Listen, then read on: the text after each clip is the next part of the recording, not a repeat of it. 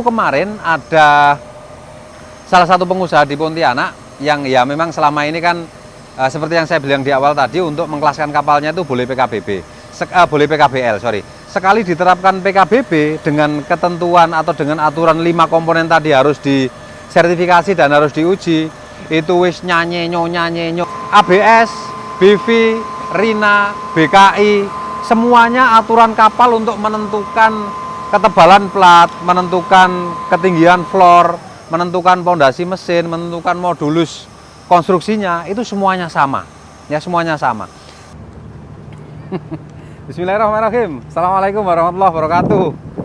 Ketemu lagi teman-teman. Ini suaranya mungkin agak grebek-grebek ya, karena anginnya agak kenceng ya.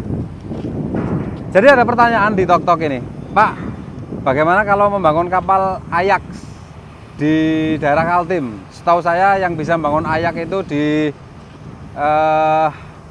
Batam gitu ya. Ajax itu apa sih?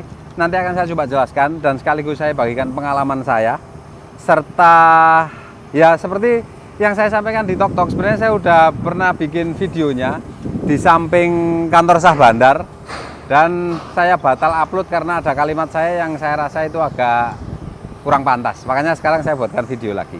Selamat menyaksikan. Cantik kan? Cantik kan? Jos kan? Cantik re. Ya, oke, kita lanjut.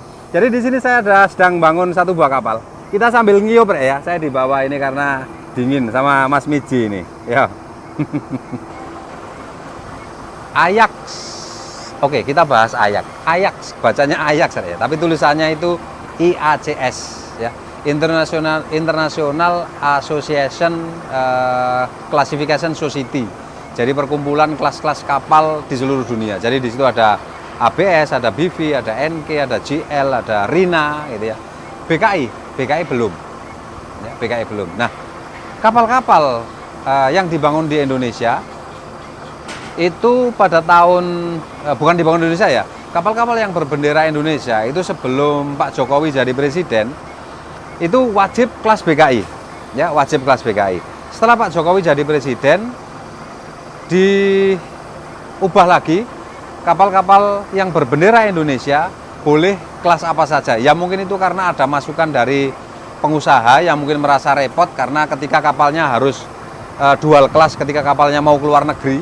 Misalnya contohnya mau ke Arab Saudi gitu ya. Sedangkan kelas BKI kan belum Ajax member. Untuk memenuhi aturan statutory di negara tertentu itu harus kelas Ajax member, maka kapal ini terpaksa harus dual kelas atau double kelas. Nah, dari beberapa kapal mungkin ya yang waktu itu dual kelas, ada masukan dari entah asosiasi mana atau perkumpulan pengusaha mana yang mengusulkan supaya kapal kelas Indonesia boleh bebas gitu ya. Ya sebenarnya tidak ada masalah sih kalau ada kebijakan seperti itu, tapi kalau melihat perkembangan kemaritiman saat ini dan mempertimbangkan negara kita yang kebanyakan itu daerah kepulauan dan banyak laut yang kita lalui, tentunya akan lebih bijak ketika kebijakan itu dipecah ya, dipecah. Jadi untuk kapal-kapal berbendera Indonesia yang hanya berlayar di Indonesia, bukan hanya boleh tapi wajib kelas BKI. Ya, wajib kelas BKI. Kapal-kapal yang berbendera Indonesia yang mau keluar negeri itu baru silakan Ajax member atau kelas yang menjadi anggota Ajax itu. Karena apa? BKI itu BUMN. Kalau misalnya kapalnya, apalagi sekarang ada perusahaan yang sudah mewajibkan kapalnya yang akan dipakai itu harus kelas Ajax member, tidak boleh kelas dalam negeri atau kelas yang belum Ajax gitu ya. Itu harusnya dipisah ya, harusnya dipisah. Dan kenapa harus dipisah? Karena itu tadi, BKI itu adalah BUMN. Yang mana kalau misalnya dia semuanya harus kelas Ajax, otomatis pemasukan BKI juga akan berkurang, begitu Rek. Nah, lalu bedanya apa sih Ajax dan non Ajax itu? Lalu apakah BKI seperlu itu masuk anggota Ajax? Karena gini, sekarang saya bangun kapal ini tidak seperti dulu. Ya. Aturan kapal dibangun itu kemarin sering saya buatkan videonya. Jadi untuk masuk ke kelas BKI pada saat kapal dibangun itu ada dua pilihan. Kita boleh PKBB dan boleh PKBL. Jadi meskipun yang kemarin-kemarin ya, kapal ini meskipun kita bangun baru, tapi kita bisa akui kapal ini sebagai bangunan lama. Nah, itulah salah satu faktor mungkin BKI belum menjadi anggota Ajax selama ini ya, karena ada kapal-kapal yang meskipun dia baru tapi diakui sebagai bangunan lama. Nah, lalu bedanya apa sih perlakuan bangunan baru dan bangunan lama itu? Kalau misalnya kita akui ini sebagai bangunan lama, itu kita hanya cukup masukkan gambar, kemudian approval, lalu pada saat nanti launching, sebelum launching kita buatkan laporan pengedokan segala macam. Kemudian setelah launching, BKI akan datang menyesuaikan antara gambar yang di-approve dengan kondisi aktual di lapangan. Lalu akan keluar sertifikat, mesin-mesin semuanya ada dan ada sertifikat dari maker, itu sudah cukup. Nah, kalau PKBB itu tidak bisa. Jadi material harus certified class, ya. Nah, masalah PKBB ini kemarin kita sudah dikasih sedikit untuk kapal-kapal di bawah 500 GT ya, di daerah Kalimantan sesuai dengan pertanyaan Mas tadi, apakah di Kalimantan bisa kelas Ajax. Sebenarnya bukan kelas Ajax ya, yang saya bahas di sini adalah PKBB yang nantinya akan menuju Ajax gitu ya. Nah, kalau misalnya kalian mau bangun kapal dengan kelas Ajax ya bisa aja di mana aja. Bahkan Rina itu bisa survei ke Pontianak, bisa survei ke Kaltim, bisa survei ke seluruh Indonesia. Jadi kamu tinggal daftarkan gambarmu ke kelas Ajax tersebut. Nanti surveyornya akan datang di mana lokasi kamu membuat kapal. Nah, kembali lagi ke PKBB tadi. Jadi kapal ini kalau PKBB kita di bawah 500 GT itu kita sudah wajib ini platnya harus KI ya. Kelas BKI, KI dan Marine. Kemudian mesin harus sertifikat BKI tapi masih type approval. Jadi kalau misalnya ada 1000 mesin yang sama dengan tipe yang sama, itu bisa pakai satu sertifikat. Itu. Kemudian shaft propeller itu harus disertifikasi BKI kalau untuk kapal ini karena dia PKBB. Kemudian rudder stock itu ada dua, ada upper rudder stock dan ada lower rudder stock. Dia yang wajib disertifikasi yaitu yang upper, yang dia ada bantalannya, upper rudder stock. Lalu apalagi? Pondasi mesin harus dilakukan UT flow. Ya. Kemudian sambungan-sambungan las di lambung ini harus dilakukan namanya X-ray untuk mengetahui penetrasi dari pengelasan tersebut. Hanya beberapa itu saja dari belasan atau bahkan puluhan list di bawah ini. Jadi di sini adalah ada syarat untuk kapal masuk kelas BKI diakui bangunan baru. Nah, ini ada listnya ini yang saya tampilkan ini. Kalian kalau misalnya terlalu cepat kalian bisa pause dan baca satu-satu. Dan kalau kekecilan ya mohon maaf karena layarnya memang seperti ini. Ya, jadi ada PKBB dan PKBL. Nah, PKBB ini tadi adalah salah satu syarat supaya BKI bisa masuk ke dalam keanggotaan Ajax itu tadi. Ya, cuma di sini saya ingin menekankan kembali ke awal tadi. Oke. Nah, lalu apa? Sampai mana tadi? Gara-gara ini loh, saya jadi lupa mau ngomong apa. Oke, masalah PKBB dan PKBL sudah jelas ya. Dan sebenarnya kalau PKBB yang benar itu adalah memenuhi aturan beberapa belas atau beberapa puluh aturan yang saya sampaikan tadi. Aturan itu begini. Jadi ada komponen-komponen di kapal itu yang harus disertifikasi. Ya, dari mulai kalau tadi yang saya sebutkan cuma 5 plat sertifikasi BKI, kemudian pengelasannya di UT, di X-ray. Kemudian shafting harus disertifikasi, kemudian rudder disertifikasi, pondasi mesin di UT flow. Sudah, cukup itu saja. Nah, kalau misalnya PKBB, kapal di atas 500 itu puluhan, bahkan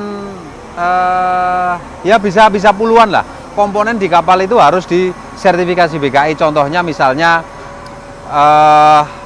tambahannya ya, jangkar harus certified. Rantai jangkar harus certified, mooring ya atau anchor windnya harus certified, jendela-jendela di kapal, kemudian pintu-pintunya harus sertifikasi BKI, lalu generator dan mesin dia harus bukan type approval, tapi mesin itu dengan tipe tertentu dia satu sertifikat ya, bukan yang saya sebutkan tadi misalnya ada 1000 mesin dengan tipe yang sama bisa pakai sertifikat itu. Kalau misalnya PKBB yang benar di atas 500 GT itu semuanya harus di sertifikasi kelas.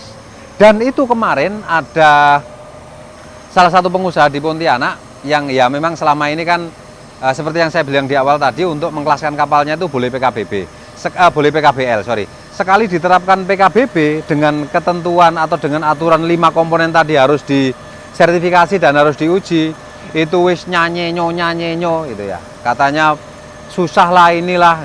Besok saya mau pindah kelas Rina saja, ndak usah sok-sokan ya. Karena dulu saya pernah ketemu dengan teman-teman waktu saya baru berkecimpung di dunia kapal ya.